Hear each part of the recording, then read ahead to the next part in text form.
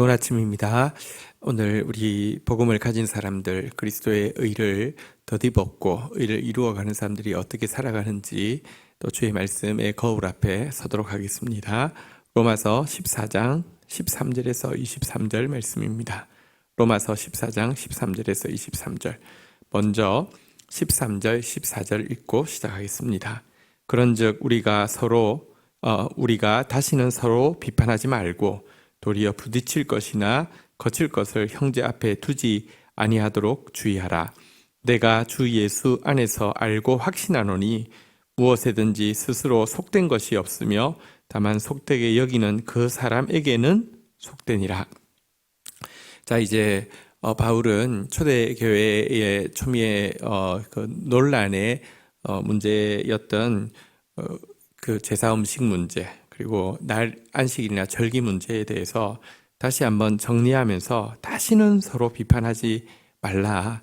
또 다시는 부딪힐 것, 거칠 것, 이 제사 음식 문제나 혹은 안식일이나 절기 문제를 가지고 형제 앞에 딱 투척해 놓고 이것에 대한 태도로 사람을 비판하거나 판단하거나 업신여기는 일을 하지 말라. 그것은 각자의 신앙의 양심의 문제이고 그것은 각자의 문화적 배경의 문제이고 신앙의 부수적인 문제이지 본질이 아니다, 이렇게 이야기를 하고 있는 것입니다. 자, 그러면서 14절에 이렇게 정리하고 있습니다. 예수 안에 있는 사람, 참으로 예수 그리스도 율법의 완성자이시고 구약의 의식법의 완성자이신 예수 그리스도 안에 있는 사람에게 이러한 문제들은 이제 더 이상 그것 때문에 속되게 되는 것도 아니고 그것 때문에 거룩하게 되는 것도 아닌 문제다라고 명확하게 선언을 하고 있습니다.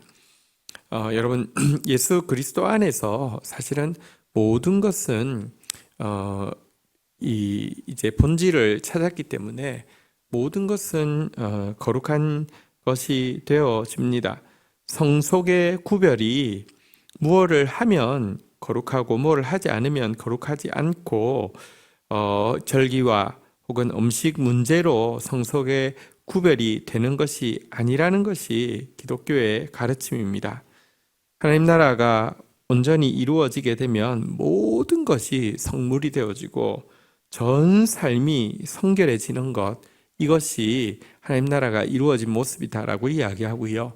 예수 그리스도께서 들어오셨기 때문에 더 이상 이 문제가 성속을 구분하는 것이 아니다라는 사실을 분명히 하고 있는 것입니다. 우리 부수적인 것 가지고 거룩한 채도 하지 마시고요. 또 부수적인 것 가지고 지체들을 업신여기거나 비판하는 일도 하지 마시고요. 그리스도 안에서 참으로 내 전 삶이 거룩한 산제사가 되어지는 그런 삶을 살게 되기를 주의 이름으로 축원드립니다.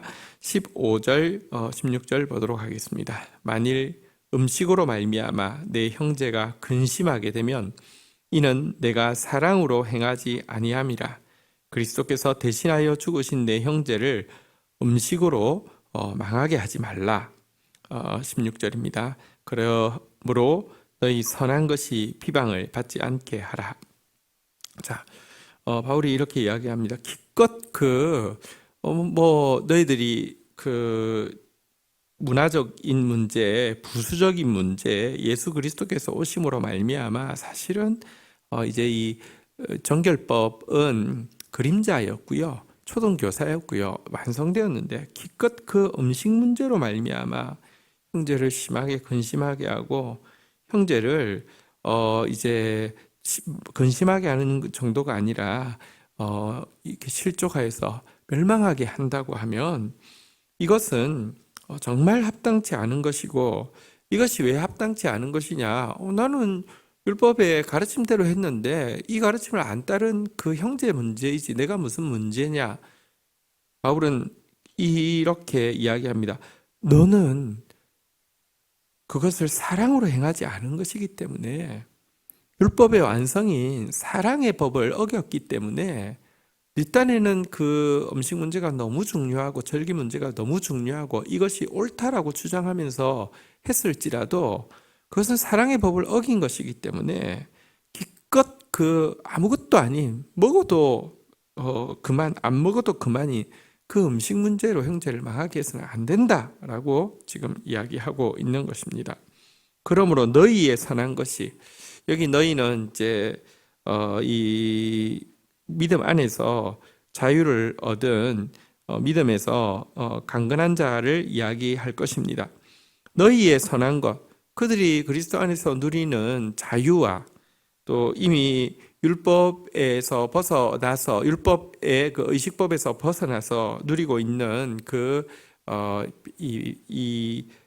아무것도 속박받지 않는 이런 삶이 소중한 것이라 할지라도 그것 때문에 연약한 형제들을 실족시키게 되고 교회 안에서 분열을 일으키게 되면 결국 여러분 비신자들이 같은 교회를 다니고 있는데 사소한 문제를 가지고 서로 비방하고 서로 정죄하고 서로 멸시하고 서로 비판한다고 하며 어떻게 세상 사람들로부터 인정을 받을 수 있겠습니까? 비방받을 뿐이죠.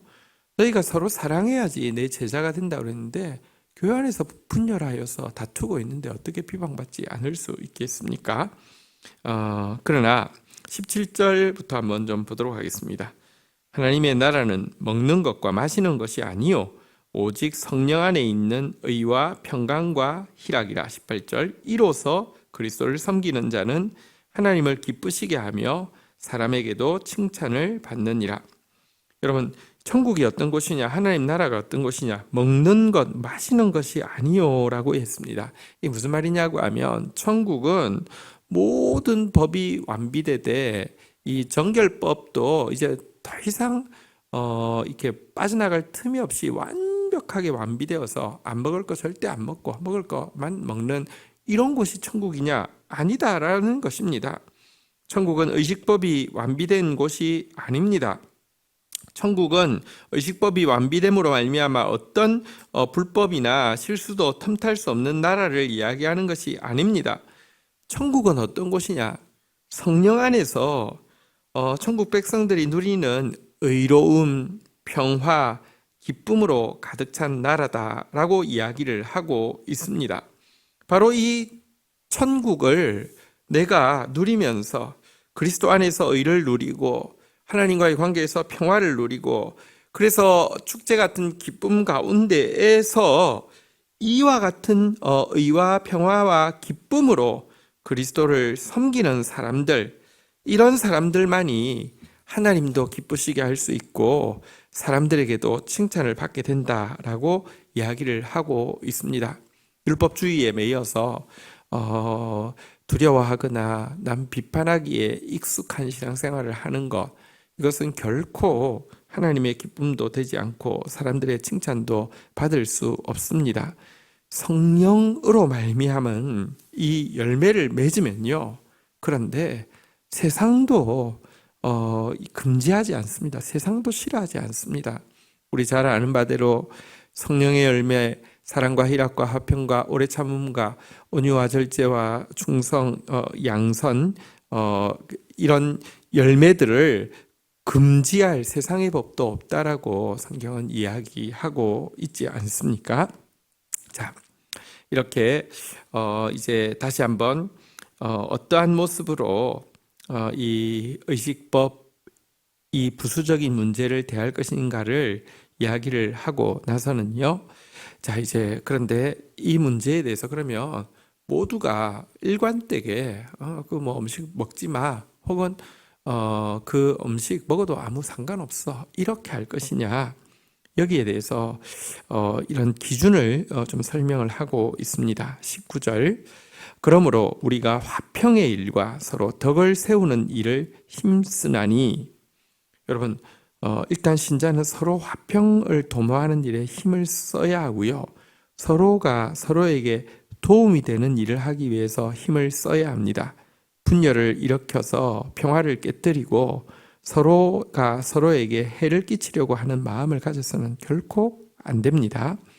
자, 20절에 보면요. 음식으로 말미암아 하나님의 사업을 무너지게 하지 말라.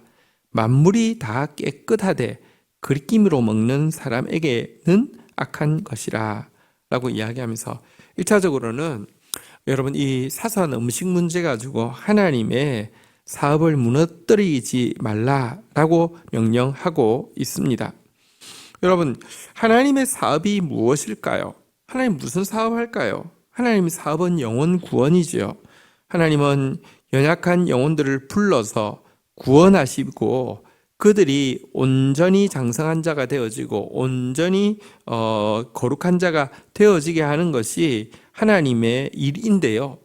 여러분, 하나님 불러서 지금 연약하지만 주님이 받으셨고 자라게 하고 계시는 사람을 사실은 대단한 것도 아닌 이 음식 문제를 가지고 여러분 업신여기거나 혹은 계속 이렇게 율법주의적인 막 이런 생각들로 말미암아 정죄감을 느끼게 하거나 이렇게 하는 거 옳지 않다는 것입니다. 그러면 이렇게도 이야기할 수 있죠. 그냥 그 사람 내 가르침대로 이거 아무 문제 아니니 그거 안 먹으면 되는 거 아니에요. 너 그거 그리스도 안에 있는 사람이랑 아무 문제도 아니니까 그거 먹지 마. 내 시키는 대로 하면 나도 좋지만 너도 좋은 거야 라고 이야기하면 그거 따라주면 모든 문제가 해결되는데 뭐 그렇게 복잡한 일입니까? 라고 이야기할 수 있는데요. 바울은요, 만물이 다 깨끗하되 거리낌으로 먹는 사람에게는 악한 것이니라 라고 이야기를 하고 있습니다. 각자 여러분 이론적으로는 하나님만 하나님이시고 우상은 없습니다. 하나님 주신 모든 것은 사실은 해가 되지 않습니다. 그렇지만 여러분 각 신앙의 단계가 있고요. 어떤 사람에게는 아직까지 여러분 거리끼는 것일 수 있습니다. 거리끼는 상태에서 상대방이 괜찮아 해서 먹는다고 괜찮은 것이 아니라는 것입니다. 그거는 영혼에 해악이 된다는 것입니다. 그래서 각자의 신앙 양심을 존중하고 각자가 이걸 먹어도 되는지 안 먹어도 되는지는 각자에게 달려있는 문제이지 일관되게 마치 내가 성숙한 사람이랍시고 상대방에게 강요할 문제가 아니다라고 이야기를 하는 것입니다. 그러면 어떤 태도를 취해야 합니까? 21절 고기도 먹지 아니하고 포도주도 마시지 아니하고 무엇이든지 내 형제로 거리끼게 하는 일을 아니함이 아름다우니라. 그래서 차라리 만약에 어떤 사람이 이 문제에 대해서 아직 자유를 얻지 못하고 거리낌을 느끼고 있다고 하면 그와 함께 있을 때는 고기를 안 먹는 것이, 그와 함께 있을 때는 포도주를 안 마시는 것이 도리어 덕스러운 일이고 그것이야말로 성숙한 모습이다라고 이야기를 하고 있는 것입니다. 여러분, 성숙한 사람이란 내가 성숙했으니 너 나 따라해 하는 사람이 아니라 진정으로 성숙한 사람이라 미숙한 사람에게 맞추어 줄 수 있는 사람이 성숙한 사람입니다. 이것이 예수님의 모습이셨죠. 근데 현실적으로 여러분 이 부수적인 문제, 예를 들면 음식 문제나 절기 문제를 안식일 문제를 집요하게 강조해서 이것 가지고 마치 구원이 갈라지는 것처럼 이것 가지고 영적 수준이 나누어지는 것처럼 강조하는 사람들이 있습니다. 이것은요, 율법의 완성자이신 예수 그리스도에게 집중하는 것이 아니라 예수 그리스도로 말미암아 폐기된 율법, 다시 말하면 의식법을 다시 한번 이렇게 부추기고 강조하는 이유는요, 결국 그것 가지고 영혼을 종처럼 얽어매어 가지고요, 자기 마음대로 조종하려고 하는 율법주의 이단에 지나지 않습니다. 오늘날 무슨 이 안상홍 증인의 장길자 교 이런 데서 혹은 또 이런 곳에서 안식일 지키냐 안 지키냐, 유월절 지키냐 안 지키냐 이런 문제로 구원이 나누어지고 이런 문제로 수준이 나눠진다고 이야기하는 이유는요, 이미 주 그리스도 안에서 폐기된 이 문제를 가지고 이렇게 하는 것은 사실 그것 가지고 자기 종교 장사를 하려고 하는 이단 사업을 하려고 하는 목적이고요. 그래서 그 율법주의는 사람들을 조종하기가 너무 좋습니다. 이거 하면 되고 이거 하면 안 되고, 하고 있는 사람에게 교만을 주고요, 안 하고 있는 사람에게 정죄를 주고요. 그래서 계속 조건을 더 부과하고 더 부과하고 더 부과해서 그 안에 있는 사람들이 옴짝달싹 못하고 거기에 매여서 종노릇하게 만드는 것일 뿐입니다. 어쨌든 바울은요, 그러므로 먹고 마시는 것과 절기나 초하루나 안식일을 이유로 누구든지 너희를 비판하지 못하게 하라. 이것들은 장래일의 그림자이나 몸은 그리스도의 것이니다 라고 이야기를 하고 있습니다. 그러면서 바울은 자기로서는 그러므로 만일 음식이 내 형제를 실족하게 한다면 나는 영원히 고기를 먹지 아니하여 내 형제를 실족하지 않게 하리라 라고 자기 결심을 밝히고 있습니다. 이것이 성숙한 사람의 모습입니다. 다시 한번 그러나 이 문제에 있어서 각자의 신앙 양심은 존중해야 함을 이제 밝힙니다. 22절, 23절 마지막 내용입니다. 내게 있는 믿음을 하나님 앞에서 스스로 가지고 있으라. 자기가 옳다고 하는 바로 그 자기를 정죄하지 않는 아니하는 자는 복이 있도다. 23절 의심하고 먹는 자는 정죄되었나니 이는 믿음을 따라 하지 아니하였기 때문이라. 믿음을 따라 하지 아니한 것은 다 죄니라. 여러분, 사실 음식 문제, 절기 문제, 이것에 대한 개인적인 결정을 하게 되면요, 내가 바르게 했을 때에는 하나님을 향한 감사와 또 내가 이것을 함으로 말미암아 주님을 위하는 마음, 사랑의 마음이 더 생기게 되는데요. 그런데 내가 결정했습니다. 예를 들면 나는 내 개인적으로는 이거는 아무 문제 아니니까 자유롭게 먹겠어. 혹은 내 개인적으로는 아직까지는 내가 이런 것들을 지키는 것이 내가 주를 위하는 것이고 또 내가 주님께 감사할 수 있는 것이기 때문에 내가 이걸 지키겠어 라고 결정을 했는데, 그 결정에 정죄감이 따르거나 의심이 따르거나 어쨌든 거리낌이 있다고 하면 여러분, 그 결정 자체는 지금 뭔가 죄의 요소가 들어와 있다는 것입니다. 내 행동이 내 신앙 양심에 위배되었다는 증거이기 때문입니다.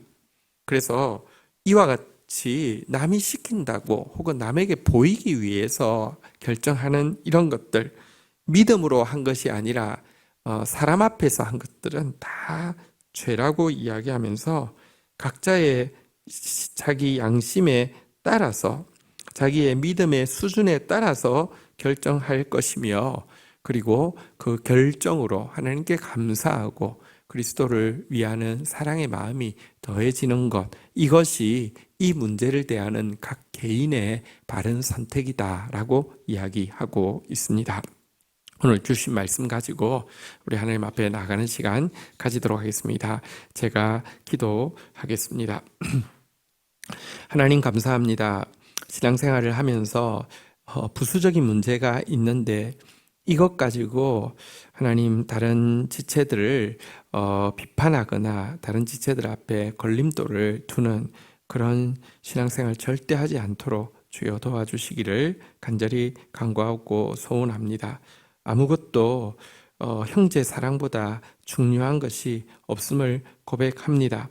하나님, 내 자유가 형제를 판단하게 하는 것이나 형제를 낙담하게 하는 것이 되지 않도록, 그래서 교회를 분열시키는 것이 되지 않도록 주여 도와주시옵소서. 성령 안에서 누리는 의와 평강과 희락으로 가득 찬 참 하나님 나라를 누리게 하여 주시고, 성령 안에서 의와 평강과 희락으로 섬김으로 말미암아 하나님도 기쁘시게 하고 사람들에게도 칭찬받는 신앙생활 할 수 있도록 주여 저희들을 도와주시기를 간절히 간구하고 소원합니다. 하나님, 각자의 신앙의 양심과 믿음의 단계가 있다는 사실을 존중하게 하여 주시고, 하나님, 그리고 성숙한 사람이 연약한 자를 더 돌아보며 연약한 자에게 맞추어 주는 것이 진정한 성숙함의 표현임을 저희들이 잊지 않게 하여 주시기를 원합니다.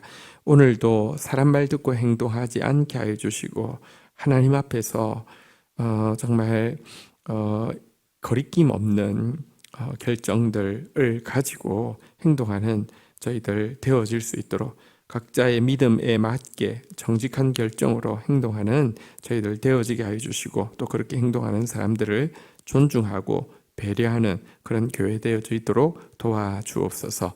예수 그리스도의 이름으로 기도 올립니다. 아멘.